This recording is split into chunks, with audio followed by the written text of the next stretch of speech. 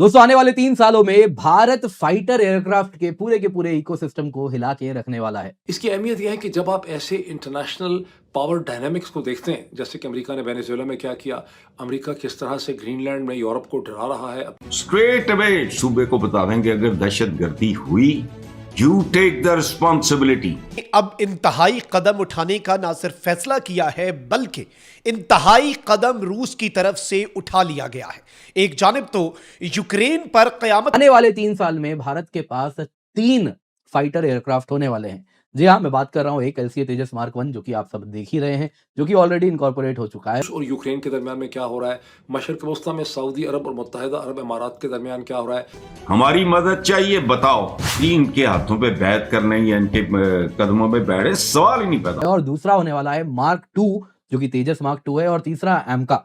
अब यहाँ पे कई लोग कहेंगे तेजस मार्क 1 मार्क 2 तो सेम है, बिल्कुल भी नहीं। बांग्लादेश के अंदर चीन और हिंदुस्तान के दरमियान किस किस्म की खींचातानी है, सवाल ही नहीं पैदा होता। How dare they do that.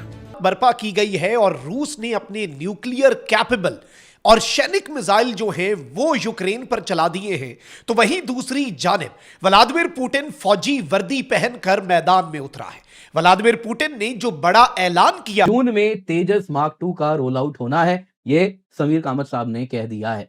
वैसे ही एमका की भी बात उन्होंने कह दी है, 2028 के अंत में उसका भी रोल आउट हो जाएगा। ये नमस्कार दोस्तों अगले 3 सालों में भारत के पास 3 नए स्वदेशी लड़ाकू जहाज होंगे। जिस तरह से पूरी दुनिया में कंडीशन बदल रही है, भारत आत्मनिर्भरता की तरफ तेजी से आगे बढ़ रहा है और प्रधानमंत्री मोदी का आत्मनिर्भर भारत जो मिशन था मेक इन इंडिया, वो भी बहुत तेजी से आगे बढ़ रहा है।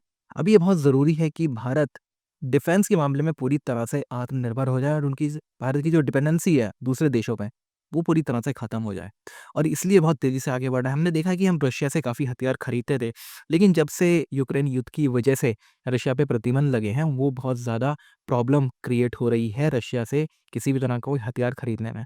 क्योंकि अमेरिका लगातार धमकी दे रहा है कि भई हम और टैरिफ बढ़ा देंगे। हालाँकि टैरिफ से कोई फ़र्क नहीं पड़ता, जितना मर्ज़ी है टैरिफ बढ़ाएँ, भारत को इससे फ़र्क नहीं पड़ेगा। लेकिन हाँ, हमें आत्मनिर्भर भारत की तरफ बढ़ना बहुत ज़रूरी है, ताकि डिपेंडेंसी पूरी तरह से ख़त्म हो जाए। अब इसमें एक बहुत बड़ी छलांग ये लगने वाली है, क्योंकि फाइटर प्लेन को लेके काफ़ी समस्याएँ थी। अभी कहा जा रहा है कि कावेरी इंजन जो था उसके भी टेस्ट काफ़ी अच्छे चल रहे हैं, उसमें भी अच्छे पॉजिटिव जो है रिज़ल्ट हमें देखने को मिले हैं। अब देखते हैं आगे क्या होता है। आप क्या सोचते हैं इस बारे में? कमेंट बॉक्स में ज़रूर लिखिएगा। वीडियो अच्छा लगे तो लाइक करें, शेयर करें, चैनल को सब्सक्राइब करना ना भूलें और बेल का आइकन प्रेस कर दें लेटेस्ट नोटिफिकेशन के लिए। आइए आगे बढ़ते हैं इस वीडियो। पूरे इकोसिस्टम को हिला के रखने वाला है।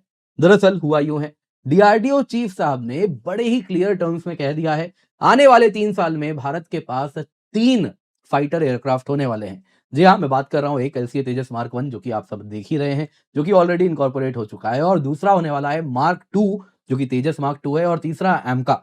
अब यहाँ पे कई लोग कहेंगे तेजस मार्क 1 मार्क 2 तो सेम है, बिल्कुल भी नहीं। ये बहुत लोगों को गलतफहमी है, तो जरूरी है मैं उनके मन से वो गलतफहमी दूर कर दूं। दोनों के दोनों डिफरेंट कैटेगरी के प्लेन्स हैं। एक लाइट कॉम्बैट है, दूसरा मीडियम कैटेगरी का प्लेन है, और स्ट्रक्चरली फंडामेंटली डिफरेंट है। एयर फ्रेम भी अलग है, बहुत सारी चीजें अलग हैं जो इसको एक सिग्निफिकेंटली डिफरेंट प्लेन बनाती हैं, एक ट्रू 4.5 जेन एडवांस्ड फाइटर एयरक्राफ्ट बनाती हैं। तो क्यों ये बेहद इंपॉर्टेंट है, इसको हम समझे। जून 2026, जी हाँ 2026 में हम आ गए हैं, और जून में तेजस मार्क 2 का रोल आउट होना है, ये समीर कामत साहब ने कह दिया है। वैसे ही एमका की भी बात उन्होंने कह दी है, 2028 के अंत में उसका भी रोल आउट हो जाएगा। ये बात बता रही है कि देखिए, समीर कामत साहब को लोग जरा भी जो जानते हैं, इस दुनिया को अच्छे से समझते हैं, समीर कामत साहब कभी भी कोई बात एग्जैजरेट करके ओवरस्टेट कभी नहीं करते। जो कह रहे हैं वो टाइमलाइंस फॉलो होने वाले हैं। यहाँ पे मुझे मालूम है बहुत लोग आएंगे, और क्यों ना आए, आप भी आएंगे, यही कहेंगे कि देखिए बाकी तेजस भी डिले हुआ, MK1 डिलीवरी डिले हो रही है, मार्क 2 भी डिले होगा, एमका भी डिले होगा। तो यहाँ पर मैं आपको बताना चाहूंगा, मार्क 2 में एज सच कोई डिले नहीं हुआ है। जो सीसीएस ने, कैबिनेट कमेटी ऑन सिक्योरिटी ने, जब से इसके लिए फंड आवंटित किया है, तब से अब तक कोई ज्यादा समय नहीं हुआ है। तो यहाँ पे दोस्तों बेहद आवश्यक है जरा हम समझें, मार्क 2 अपने टाइमलाइंस को जो मीट करने वाला है, रादर इंडस्ट्री एक्सपेक्टेशन थी कि इससे काफी ज्यादा डिले होगा, लेकिन जिस प्रकार का ये बात कहा गया है जून में रोल आउट है, ये बता रहा है कि टेक्नोलॉजी मैच्योरिटी भारत के पास हो चुकी है। अब इसको बस असेंबल करना बाकी है, मोर और लेस।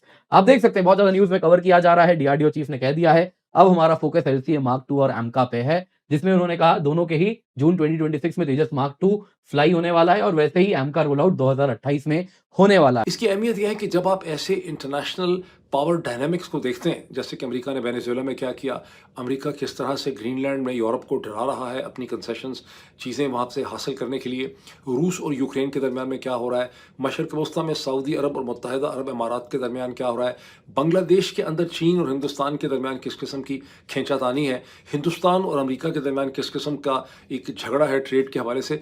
जब आप इन डायनामिक्स को देखते हैं तो निस्बतन आप इसमें उस तरह से जज्बाती तौर पे इन्वॉल्व नहीं होते जिस तरह से डोमेस्टिक पॉलिटिक्स में आप गुत्थम गुत्था हुए होते हैं।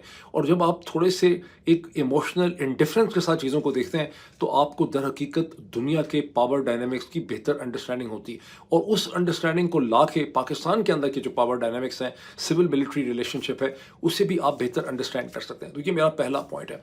अब मूविंग, हम इससे पहले कि हम इंटरनेशनल डेवलपमेंट्स की तरफ चलें, पाकिस्तान के क्विकली चंद जो डोमेस्टिक डेवलपमेंट्स हुई हैं, जिसको 65 में बहुत मौका मिला, जो 1971 को सर्वाइव कर गया, जो जनरल ज़ियाउल हक के मार्शल को सर्वाइव कर गया, जो उसके बाद जनरल मुशर्रफ की पूरी जो भी एंगेजमेंट थी वेस्ट के साथ उसको सर्वाइव कर गया। ये नैरेटिव अब बड़ा शिकस्ता हो गया गुज़श्ता 4 बरस में, टूट फूट गया है और ये नैरेटिव अब दोबारा मुझे संभलता नज़र नहीं आ रहा। और जब एक जमा जमाया इस्टेब्लिश नैरेटिव और बयानिया टूटता है, और मेरा ख्याल है कि इस्टेब्लिशमेंट के लोगों को इसका एहसास है, जब वो बयानिया टूटता है तो उससे भी बड़ी तबाही पैदा होती है, बड़ी इंस्टेबिलिटी पैदा होती है। और ये बड़ी कोशिश कर रहे हैं इस बयानिए को बचाने की या इसको रीस्ट्रक्चर करने की, रेनोवेट करने की, लेकिन बयानिया बच नहीं रहा। और पाकिस्तान की इंटेलिजेंसी और थिंकिंग माइंड जहाँ कहीं है, उनको सोचना चाहिए कि इस बयानिए को कौन सा बयानिया जो है वो रिप्लेस करेगा। कैसे आपने रियासत के एक मॉडर्निस्टिक बयानिए को क्रिएट करके उसको आगे चलाना है। कई कौमों में और रियासतों में एक ही बयानिया नहीं चलता। जो कौमें 500, 600, 700 साल से चली आ रही हैं, उनके बयानिए में तब्दीली आती है। जब ब्रिटेन एम्पायर ना रहा, जो ब्रिटिश एम्पायर का 20वीं सेंचुरी के मिडिल में ख़ात्मा हो गया, जब उनके हाथ से इंडिया निकल गया, फिर अफ्रीका निकल गया, फिर उनकी ईस्ट एशिया निकल गया, तो उन्होंने अपना जो ब्रिटिश एम्पायर का नैरेटिव था उसे उन्होंने ख़त्म किया। उन्होंने ग्रेट ब्रिटेन का एक दूसरा नैरेटिव फैशन किया, उसको लेकर वो चले। मल्टीकल्चरल हम हैं, पूरी दुनिया के लोग हमारे पास हैं, हम अमेरिका और यूरोप के दरम्यान में रोल प्ले करते हैं, हमारी कॉमनवेल्थ है। इसी तरह से पाकिस्तान की GHQ को ये सोचना पड़ेगा कि नया नैरेटिव क्या होगा, जिससे कि इस समय पे हटा हूँ, वो मैं दोबारा रिपीट कर देता हूँ अपने चैनल पे। DGISPR ने कहा है कि दहशतगर्दी के 80% वाक़यात खैबर पख्तूनख्वा में हुए। उसकी वजह यह है कि दहशतगर्दों को साजगार सियासी माहौल फराहम किया जाता है और वहाँ सियासी और दहशतगर्दाना गठजोड़ नशोनुमा पा रहा है। कहते हैं कि खैबर पख्तूनख्वा में ऑपरेशन नहीं करने देंगे, फितना अल खारिज कभी इन पे हमला क्यों नहीं करता, ये उनके मंजूर नज़र बनना चाहते हैं। फौजी ऑपरेशन नहीं करना तो क्या दहशत गर्दों की बैत कर लें? बैत करने का तो ज़ाहिर सवाल ही नहीं पैदा होता। अफगानियों की हमें डे 1 से ना जय के टीके लगाए जाते हैं, फलाना बरादर टमकाना बरादर। वो बात सुनो, बरसगीर के साथ जो कुछ यहाँ से होता रहा है उसको अलग रखो। मोहम्मद बिन कासिम की भी मिथ थी। अब शुक्र करें इस मीडिया का जिसने वो उसको ना पूरी तरह एक्सपोज करना शुरू कर दिया है। वो अहले बैत से इंतकाम लेने आया था मोहम्मद बिन कासिम, इसको हीरो बना के पेश किया हुआ है यहाँ। बहरहाल हमारी हिस्ट्री बहुत डिस्टॉर्टेड है। मेरी ये किताब है काले कौल, जिसमें से एक ये है कि जो कौमें तारीख को मस करती हैं, तारीख उनको मस कर देती है। अब ये जो सूरत हाल है ना अफगानिस्तान के साथ, इस पूरे खित्ते के जो तल्लुकात हैं, जिसका पाकिस्तान 78 साल पहले तक जिसका हिस्सा था, इस तरह के साथ उसका एक बैकग्राउंड है। अब मुझे ये समझ वाकई नहीं आती कि आर्ग्यूमेंट क्या है। अगर खैबर पख्तून